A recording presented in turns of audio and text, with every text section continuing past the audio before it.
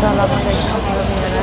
তো এখন আমি আমার এইমাত্র ডেলিভারি দিয়ে আসলাম। ফুড ডেলিভারি দিয়ে এসে আজমপুরের সিরিয়ালটা দেখাই আপনাদের। তো রাজপুর বাস স্ট্যান্ডের যে ফ্লাইওভারে ওঠার সিরিয়াল, একদম কোথা থেকে সিরিয়ালটা দেখতে পাচ্ছেন, বিশাল ঠান্ডা যায়। আচ্ছা, যাই হোক, এখন আমি আপনাদের আজকে এমন একটা জায়গায় নিয়ে যাবো, মানে আমার সাথেই থাকুন আর দেখতে থাকুন ভিডিওটি। আর যারা যারা ভিডিওটা দেখুন অবশ্যই লাইক দিয়ে ভিডিওটি। তো আজকে আমি এখন এই মুহূর্তে আছি রাজলক্ষ্মীর পেছনে HM প্লাজার অপোজিটে। এটা হচ্ছে মানে সবুজ ভাইয়ের দোকান। এখানে দেখেন কত রকমের চিতই পিঠা আর হচ্ছে কত রকমের যে ভর্তা এই দোকানটার মধ্যে। আর সিরিয়াল ধরে মানুষ কিন্তু দেখেন একদম লাইন ধরে মানুষ কিনতেছে এখান থেকে ভর্তা, চিতই পিঠা, তারপর চাপটি পিঠা আপনাদের দেখাই যে এখানে কতগুলো তাওয়া বসাইছে দেখেন। সবুজ ভাই এটা কি?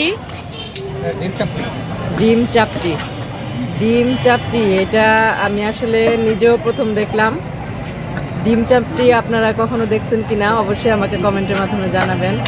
তারপরে হচ্ছে এগুলোর মধ্যে কি সবুজ ভাই? চিতই পিঠা না? এগুলোর মধ্যে আছে চিতই পিঠা। দেখেন মাশাল্লাহ অনেকগুলো মানে হাঁড়ি বসাইছে এখানে পিঠা বানানোর জন্য। দেখেন এই যে এখানে চালগুলো রাখছে। আর এই যে দেখেন ডিম চাপটিটা আমি আপনাদের একটু ভালো করে দেখাই। এটা আমি অবশ্যই এই প্রথমেই দেখলাম। চাপটি সবসময় আমরা প্লেন খাইছি, কিন্তু এই সবুজ ভাইয়ের দোকানে আমি প্রথম দেখলাম এই ডিম চাপটিটা। এই যে দেখেন এটা নেওয়ার জন্য দেখেন মানুষ কিভাবে দাঁড়ায় আছে, এই যে প্যাকেট করতেছে। এখানে আবার চাপটিও আছে, শুধু চাপটি আছে। এই যে এখানে চাপটি আছে, তেলের পিঠা আছে, তারপর হচ্ছে বিভিন্ন আইটেমের ভর্তা। দেখেন এই যে কয় পদের ভর্তা এখানে? হ্যাঁ, কয় পদের? 10-12 পদ। এখানে 10-12 পদের ভর্তা আছে। শুটকি ভর্তা, সরিষা ভর্তা, ধনিয়া পাতা ভর্তা, আর কি কি ভর্তা? কালো জিরা আছে, নোনা ইলিশ আছে, শুটকি আছে। আচ্ছা, এই যে সবাই এখানে লাইন ধরে আছে, লাইন ধরে এখানে পিঠা বিক্রি করতেছে। তো খুবই মানে আমার কাছে খুবই ভালো লাগছে এই জিনিসটা, যে এখানে এত সুন্দর এই দোকানে আর সবাই বসে বসে খাচ্ছে। দেখেন সবাই এখানে খাইতেছে। আমি আপনাদের একটু দূর থেকে একটু দেখাই।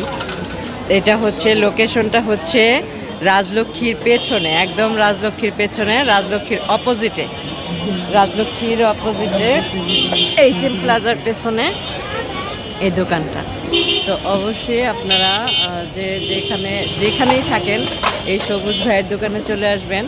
এই চিতই পিঠা, তারপর হচ্ছে ডিম চাপটি পিঠা আর হচ্ছে চাপটি পিঠা খাওয়ার জন্য। আর এখানে 10-12 রকমের ভর্তা আপনাদের দেখাইছি সবাইকে, মানে খুবই মজাদার। তো আপনারা ভাইয়েরা আমি আবার চলে আসলাম আরেকটা দোকানে, পাশের ঠিক ওই দোকানের পাশেরটায়।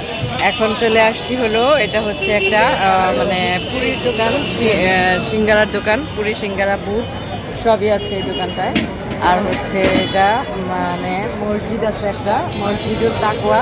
এই মসজিদের ঠিক অপোজিটে রাজলক্ষ্মীর পেছনে আর HM প্লাজার পেছনে দেখেন এখানে 10 টাকা দামের সিঙ্গারা আছে, তারপর হচ্ছে 10 টাকা দামের পুরি আছে। আর এটা হচ্ছে কিমা পুরি। কিমা পুরি আমরা অনেকেই এখন পর্যন্ত অনেক দিন ধরে কোথাও পাওয়া যায় না, তো এই দোকানটার মধ্যে কিমা পুরিটা পাওয়া যায়। এই যে রাজলক্ষ্মীর এই দোকানে দেখেন জিলিপি আছে এখানে, জিলিপি সবাই এখানে কেনাকাটা করতেছে। আমি একটু দেখ, এই যে 10 টাকা দামের সিঙ্গারা, তারপর হচ্ছে 10 টাকা দামের পুরি, বুট, ছোলা বুট, বেগুনি সবই আছে। আর এটা হচ্ছে 20 টাকা, এই কিমা পুরি হচ্ছে 20 টাকা। তো আপনারা ভাইয়েরা আমি এখন আছি হলো উত্তরা আজমপুর। ফুড ডেলিভারি দিয়ে গেছিলাম। তো ওখানে যে আমি এত সুন্দর জিনিস দেখতে পারবো, আমি কখনোই মানে ডিম চাপটি পিঠা দেখি নাই, ডিম চাপটি। তো আজকে দেখে আমি পুরোই অবাক হয়ে গেছি। তো আপনাদের সাথে শেয়ার করলাম জিনিসটা। তো আপনাদের যদি ভালো লাগে অবশ্যই রাজলক্ষ্মীর অপোজিটে রাজলক্ষ্মীর পেছনে, রাজলক্ষ্মী আর হচ্ছে এইচএস প্লাজার পেছনে সবুজ ভাইয়ের দোকান। সবাই চলে আসবেন এই দোকানে ডিম চাপটি খেতে, চিতই পিঠা খেতে। এখানে 10-12 রকমের ভর্তা দেখছি, ওরে ভর্তা দেখে তো আমার পুরা জিভে পানি এসে গেছে। তো যাই হোক, আমি এখন বাসায় যাব, রাস্তায় হাঁটতেছি। দেখেন রাস্তা আমার সাইড দিয়ে কত গাড়ি যাচ্ছে, অনেক গাড়ি যাচ্ছে, অনেক। তো এখন বাসায় যাব, বাসায় যেয়ে একটু চা খাবো, খিদা লাগছে প্রচণ্ড। তারপর হচ্ছে একটু ফ্লাইওভারটা দেখাই আপনার। অন্ধকার অবশ্য, দেখেন দেখাই যাচ্ছে না, অন্ধকার হয়ে গেছে, কোনো লাইট নেই। এই আমাদের এই উত্তর আজমপুরের এই ফ্লাইওভারগুলি এরকমই, ফ্লাইওভারটা একদমই অন্ধকার এই জায়গাটা। তো যাই হোক, এখন বাসায় যাব। তো চলুন যাই বাসায়, বাসায় যে চা খাবো। আর হচ্ছে কি যে আমি তো একজন সিঙ্গেল মাদার, তো আমার এই যে পরিশ্রমটা, আমি যে মানে ফুড ডেলিভারি যে একটা পরিশ্রম করতেছি, সত্যি কথা এটা কিন্তু অনেকটা পরিশ্রমের কাজ, অনেকটা। আর একার হাতে সব কিছু করা, সারাদিন মানে বানায়া, তারপর হচ্ছে ভাজাভাজি করে আবার ডেলিভারি দিতে আসা। তারপরে বুঝতে আপনাদের আমার আগের ভিডিওগুলি যারা দেখেছেন তারা তো রাস্তার অবস্থা অবশ্যই দেখছেন, রাস্তা কি পরিমাণ খারাপ। মানে আজকে আমার বাসা থেকে এই আজমপুর এই পর্যন্ত আসতে, আমি এখন যে যেখানে দাঁড়ায় আছি এই পর্যন্ত আসতে সময় লাগছে 1.5 ঘন্টা, 1.5 ঘন্টা সময় লাগছে। তো যাই হোক, এখন বাসায় চলে যাব, দেখি গাড়ি পাই কিনা। গাড়ি না পাইলে তো হাইটে যাইতে হবে, তো অনেক কষ্ট করি, অনেক পরিশ্রম করি।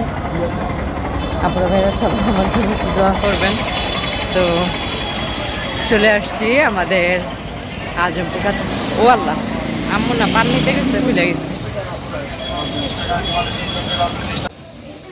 তো আপনারা ভাইয়েরা এখন আমি তো বাহিরে ছিলাম, বাহির থেকে আসলাম সন্ধ্যার সময়। এসে তারপর হচ্ছে এই কালকে আমি সিঙ্গারার অর্ডার পেয়েছি, সেই সিঙ্গারার জন্য সব কিছু রেডি করলাম।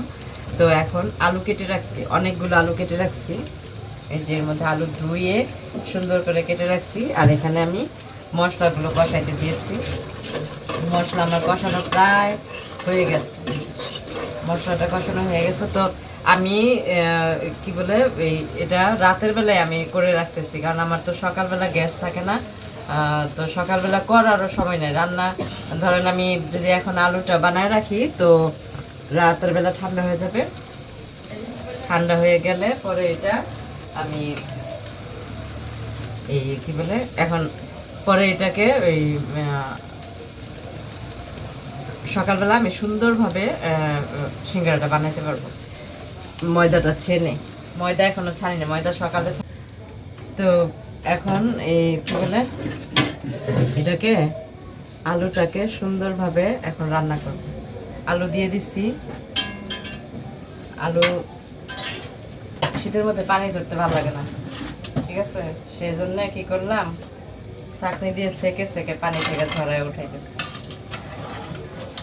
তো এখানে আমি প্রায় 1 কেজি 1.5 কেজির মতো আলু নিয়েছি।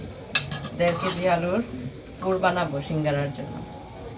আমার মশলাগুলো সব কষানো হয়ে গেছে, এখন জাস্ট আলুটা দিয়ে দিচ্ছি। ওরে আল্লাহ, লবণ দিই নেই, আমার এই লবণ দিতে আমি ভুলে যাই জানেন, এই জন্য বাসায় আমি অনেক বকা খাই এই লবণের ব্যাপারে। এই লবণের ব্যাপারে অনেক বকা খাই, অনেক। আলু আছে সব না, অনেক বকা খাই। তো আমার আলুটা দেওয়া হয়ে গেছে, এখন